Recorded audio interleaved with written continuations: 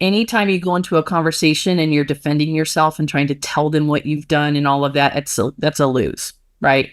Even on a listing presentation from the very beginning, that's not the right way to do it. So asking good questions, seeking to understand what's her mindset right now. I mean, obviously she's unhappy, right? And she wants more money than you think the property's worth. But what's driving that, right? Do you know where she's getting her information? Do you know what's going on personally in her life?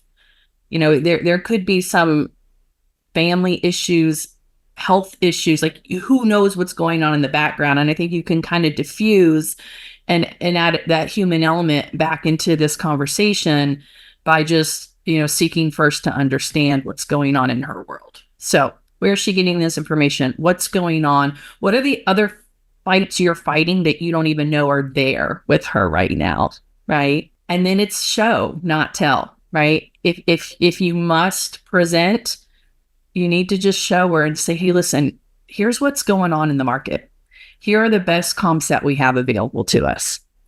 In my professional opinion, based upon the data I have available to me, here's why I think we are where we are. And this is why I think we need to be where we need to be. So I really think it comes down to those fundamentals that we talked about.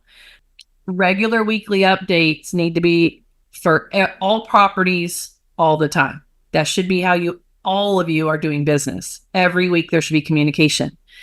And the weeks that there's no activity, those are maybe even more important to communicate about than the ones where there is activity, because you're showing her you have a very unique property. There's not a lot of movement in this price range with this kind of acreage. It's not, this isn't the middle of, Montana where people want 150 acres for their cattle herds, right?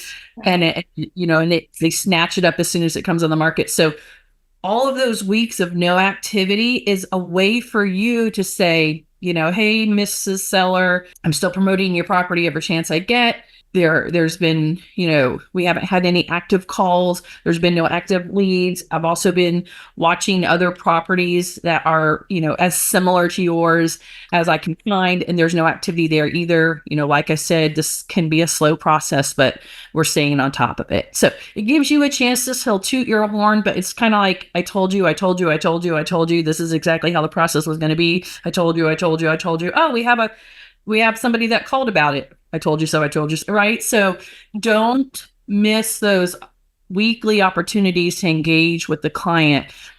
In every couple weeks, it's a good chance to call. And even though she's the type of person that you've just shared with us, just connecting with her on that personal human level and, oh, I'm so sorry you broke your glasses. Gosh, whatever, like sympathizing with her. So no news is still news on a weekly basis. As a listing agent, you need to be proactive. You don't have to take every listing. You don't have to keep her as a client. Like, you do have that choice, right? But if you're going to choose to take somebody on as a client, don't run from them.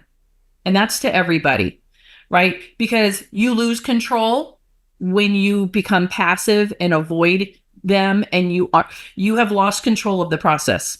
Because you are not making those calls every week, being professional, treating her the way you would treat every other person. You need to just like last week in our special call, we talked about standardizing, a buyer presentation, right? Just like you would have the listing presentation because of the NAR settlement.